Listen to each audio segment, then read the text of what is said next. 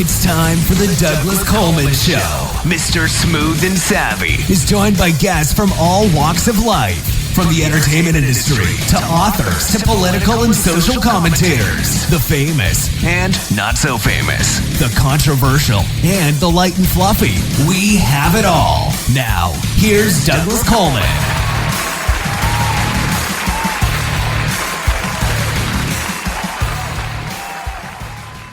Okay, please welcome to the Douglas Coleman Show, George Almond. Hi, George. How are you? I'm feeling good today, thank you. Feeling good. Oh, I'm glad to hear it. Thank you for coming on the show. It's nice to have you with us. And today we're going to be talking about a book that you've written called Even Higher Than Everest. How many books have you published at this point? Well, to be frank, this is the first book, but one. I've done quite a lot of magazine articles in my time. And this is the first sort of full-length book. And I've done 3 since I wrote this one. So I'm fairly into writing books at the minute. So this was the one that got it going? Yeah, this was the one I kicked off with. I felt this it's a good story, in my opinion. So I left it at that and went for it. Okay. Take a long time, mind you. It took a lot longer than I thought it would. Well, I'm looking at the about the author, and I've got to ask you a couple of questions on that before, and then we'll pivot over to the book. Righto.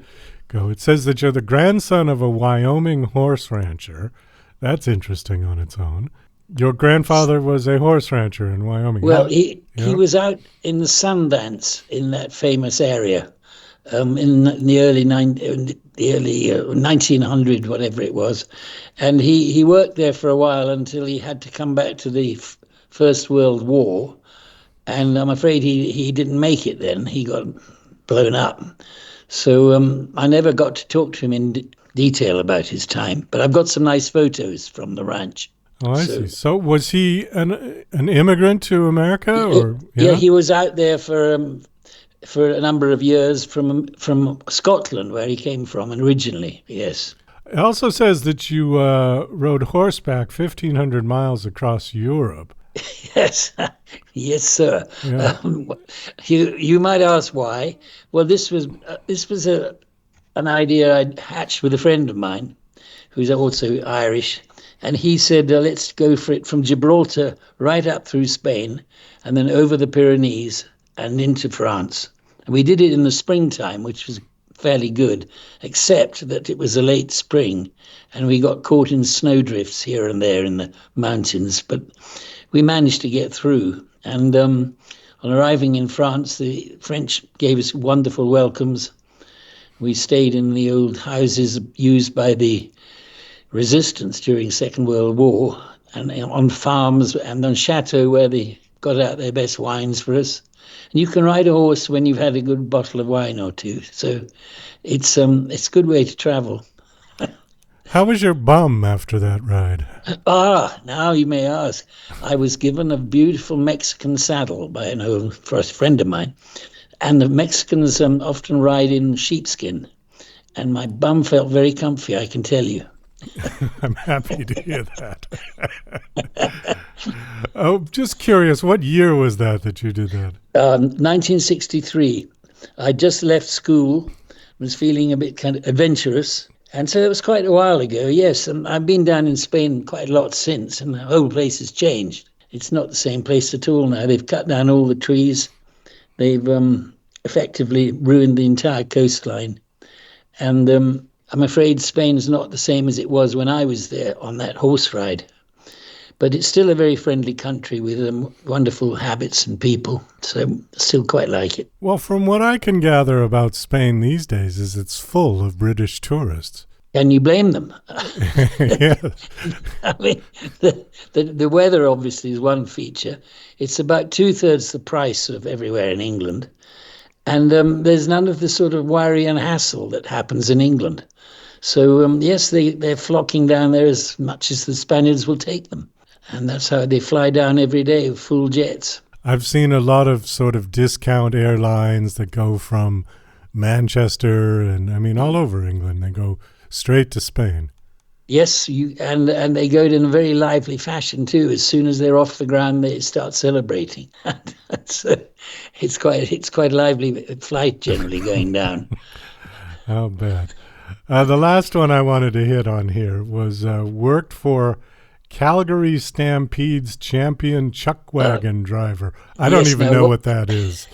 Well, wasn't that a stroke of luck?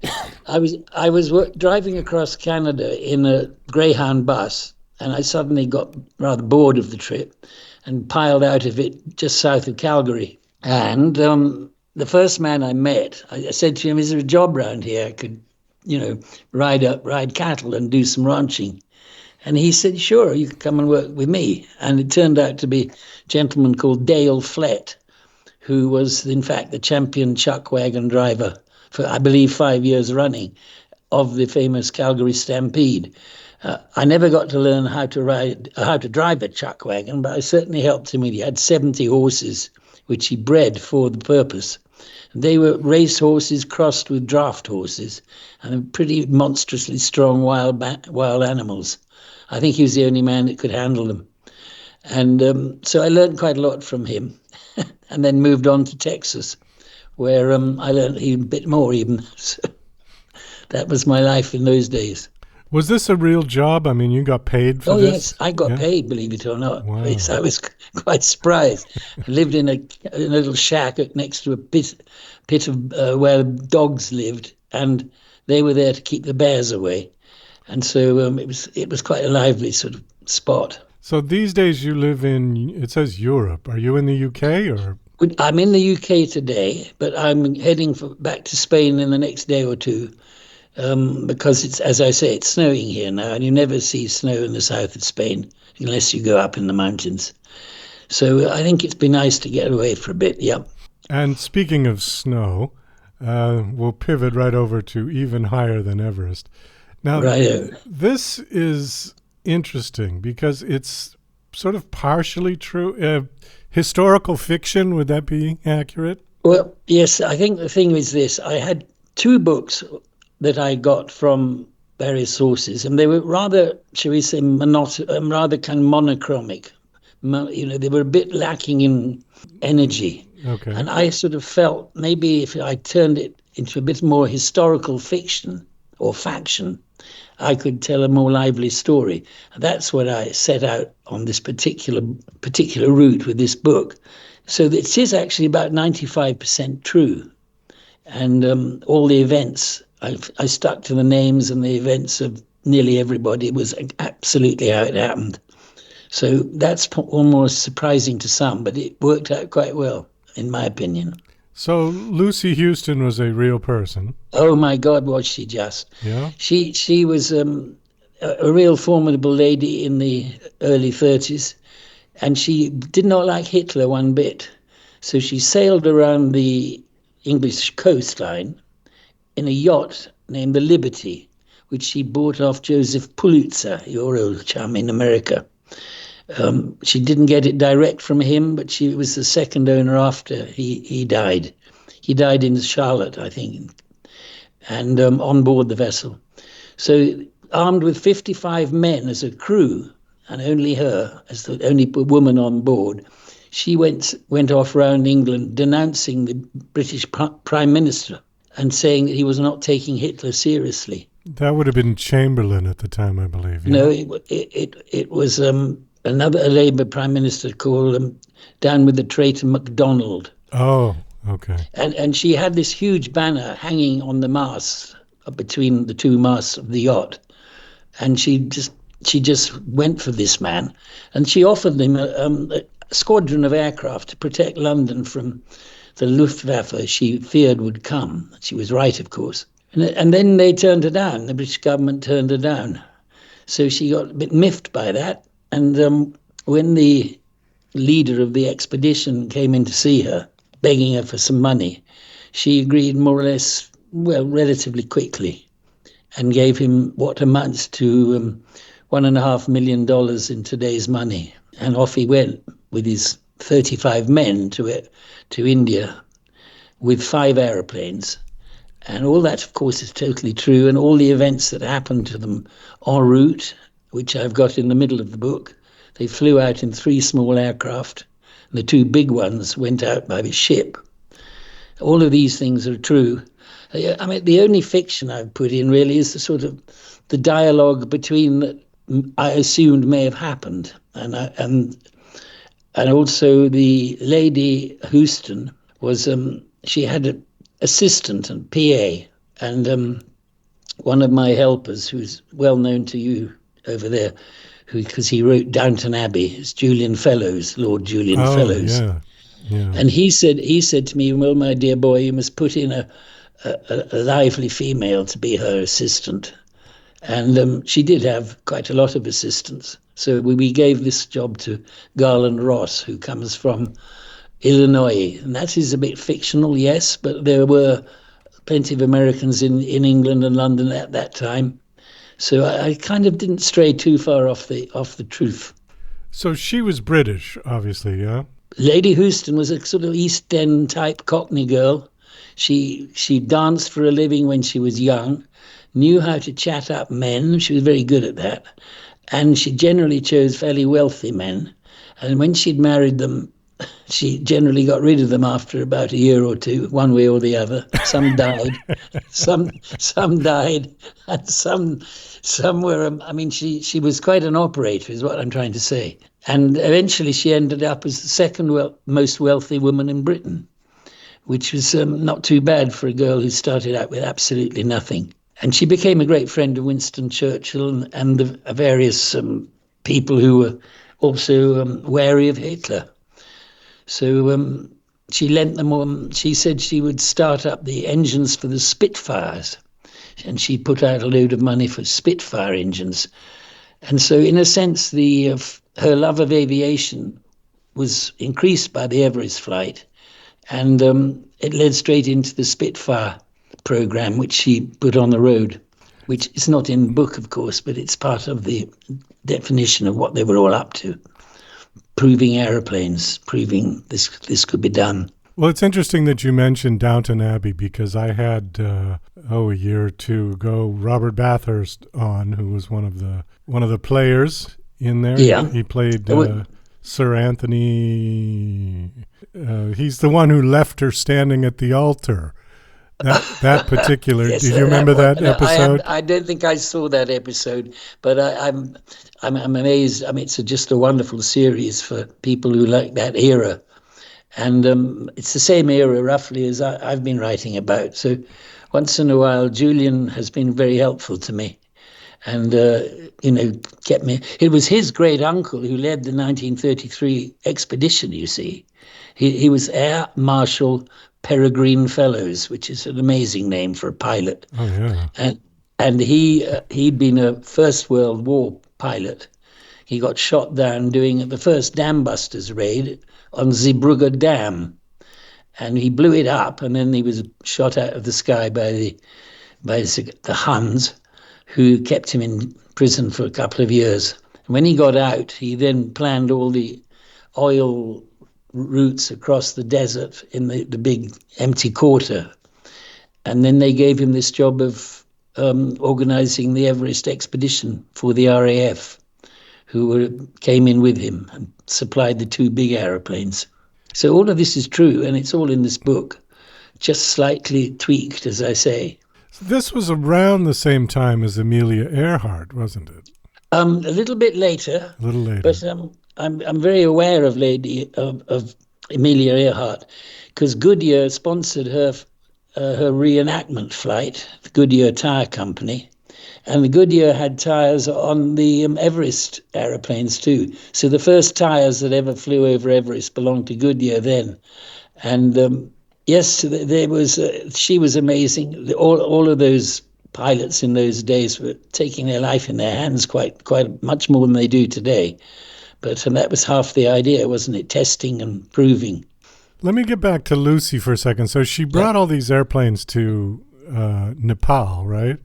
Correct. To India. They actually went to India. To India, okay. Bihar, which is just south of Nepal. And they stayed with the Maharaja there until the weather was right. Now, I don't want to get too technical, but in those days, I don't believe planes were pressurized. No, not at all. So she would have had to warn oxygen tanks and masks and everything to get up that high? do remember Lucy Houston did not actually fly in these planes, but she paid for it all. Oh, I see. Okay. And that's important to remember. And without her, it would never have happened. I mean, they all admit that. She was the only woman in Britain who could stump up the cash and had the, if you like, the vision and the courage to do so. No, the planes weren't pressurized, but they did have to wear hot suits, and they were all sort of wired into the engine so that they all had hot suits and oxygen. They needed that. Otherwise, they were just flying around in basically in an armchair. I mean, that was. So they would have froze to death and also asphyxiated as well. Yeah, it's minus 40 degrees centigrade up there. Yeah. So they wouldn't have taken long to. And in fact, one or two of them did pass out when they lost their oxygen, and they had to get down pretty quickly. So it was quite dangerous. Now, there was a film that they made, or they filmed this particular Yes, adventure, well, this was a wonderful thing, because one of the people involved with the organization was the famous John Buchan, the great author, who did the 39 steps. And he was one of the organizing committee. And during the preparation for the expedition, he was also filming with Hitchcock, and they were doing the 39 steps. Oh. So he got them all organized, and from that company filming the 39 steps, they drew 6 filmmen, cameramen, and a director and a producer who came out with the expedition. And the Times newspaper sent one of their journalists. So that was the media element, and they formed quite an important part of the expedition.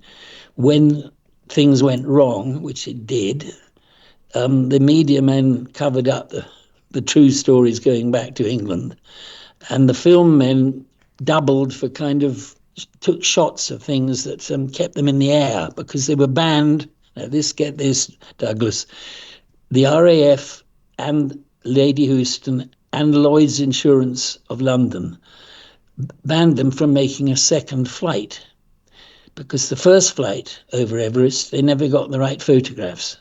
The cameras all jammed and froze. So when they got back to base, this upset them somewhat, and they said, right, we're off again. Well, the next day they went off to Kanchenjunga, which is third highest mountain. And on the way back, Air Marshal Mr. Fellows, Peregrine Fellows, nearly crashed his aeroplane twice quite badly, but survived. And they heard all this back in London. So they thought this thing was getting out of control. And they immediately said, no, we're not doing any more flights. That'll be the end of it. Come back. Well, these pilots were stern stuff. They said, well, we're not going back. We come all this way. We want to do the job properly. And they were led by the young Duke of Hamilton, who was the chief pilot then. And he got the expedition back on the road again, and they went off uninsured, without anybody's permission, back to the Himalayas. And that was quite an alarming moment for the people in London when they discovered that. Well, despite all of that, though, there was a short film made, and it won an Oscar. They made that film, yes, you're right. And it appeared in Hollywood about 3-4 years later. 1936, they got an Oscar. And they got an Oscar for it, yeah. For most original documentary, I think, or something like that. And Lady Houston was quite pleased by that. I think she quite enjoyed that. How long did she live? She died just before the war really got going. She died after the abdication of the king, who was... Mrs. Simpson. Yes, she was not she didn't approve of that, I'm afraid to say. And it caused her a lot of worry and concern, because she was a funny old stick, Lady Houston was. And she didn't approve of that. Not because Mrs. Simpson was American or anything, but because it wasn't the right thing for a king to abdicate. She lived till then, and that particular event caused her to go into a spiral and dive on her own way, and that was the end of her. Oh, she was that taken aback by his abdication? Yes, so I believe. Yeah. Yes, so the books tell me. Well, I always loved Queen Mary's quote from that time when she looked at him or one of her staff and said, he's giving all this up for that. Well, I think that probably Lady Houston thought the same thing. Yeah. Well, that's another show. You could come back and we'll just talk about that for a half an hour. Well, I hope I've given you some idea of why I wrote this book. I've enjoyed writing it, and it's not perfect prose, but I think I learned a bit about how to write better now. So we're getting there. So are you going to do another book? Do you have I've anything got in the 3. works? Yes, Yeah. I've just finished one about the famous pirate Jack Rackham of the Caribbean and his 2 lady lovers who came to a sticky end eventually. I finished that just the other day, and I'm looking forward to going out to the Caribbean this winter sometime just to check a few points on it. And another one I've just finished is about my own travels, which I mentioned to you earlier about the horse ride and the trips around Canada on the back of a chuck wagon. Well, it sounds like you've led an amazing life, and I think that would be a good book. Not necessarily a memoir, but just sort of it's a travelogue. Yeah, travelogue and anecdotes and funny stories along your road in life. Well, I'm glad you agree with me, Douglas, because it's exactly my view. I think that would make a quite an interesting read. And on that, we're going to have to wind this down. Thank you so much for coming on. Last question. Do you have, 2 last questions. The book has been released? It's on Amazon, yes. Okay. Kindle and Amazon. Okay, and the very last question is, do you have a website that you want to give out? I haven't. Well, I've got them in waiting. And I'm going to tell you why. We're rebuilding, we're making a new version of the old aeroplane, the original one. And we're just waiting to tie up with 1 or 2 people who can make that actually happen, because it's expensive. And then we're going to put a new website out to the world at large, and hopefully repeat that part of the flight for real. So that's the longer term plan. And generally speaking, keep going forward is the thing. That's what they did. In the meantime, we'll use your Amazon website so people can get to the book. They're very helpful crowd, I have to admit. I think Jeff Bezos has done a great job. So we enjoy that. Well, again, George, thanks. It was lovely speaking with you, and best of luck with all the books that you're doing. Douglas, thank you very much. I appreciate it.